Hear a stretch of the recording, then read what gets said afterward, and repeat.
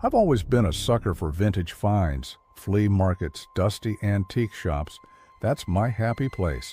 So when I saw it, tucked away under a pile of old postcards, I knew I had to have it.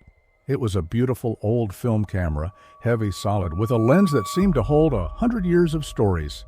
The shop owner gave me a weird look. "Careful with that one," he mumbled. "It's got a bit of a history." I just laughed it off.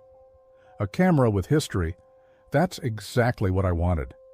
I bought a few rolls of black and white film and couldn't wait to test it out. My first subject was my roommate Alex laughing as he was making coffee in our kitchen. I snapped the picture, the click of the shutter echoing strangely in the quiet apartment. A few days later, I finally got around to developing the film in my makeshift dark room.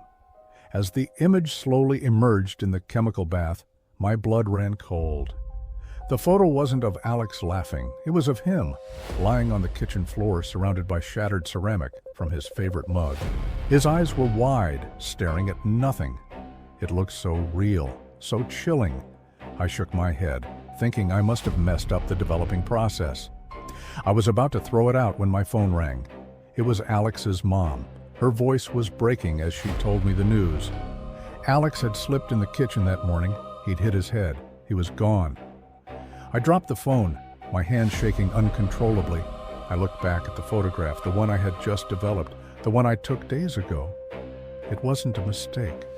The camera.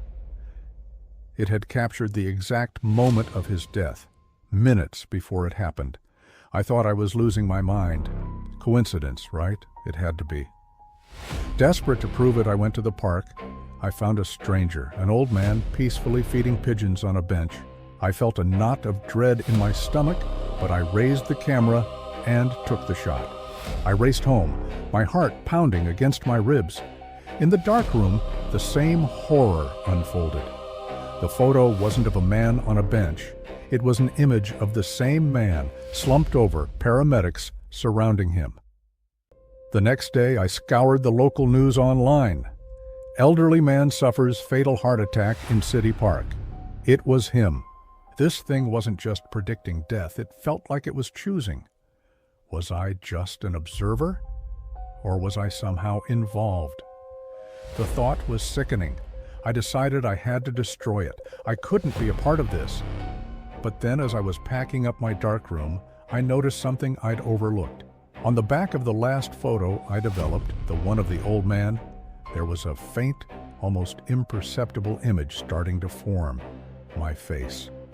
Staring back at me from the photographic paper, and next to my face, a date, tomorrow's date. That's when the horrifying truth finally clicked.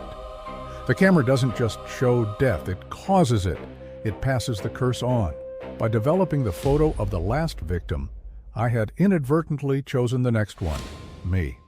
The camera doesn't take your past, it takes your future, and now it's taken mine. I'm writing this now because I have less than 24 hours. I'm going to smash this camera into 1,000,000 pieces. Maybe it'll break the curse, maybe it won't. But I can't let it choose anyone else. If you ever find an old camera that seems too good to be true, just walk away. Thanks for watching. If you like stories that get under your skin, consider subscribing. Stay safe out there.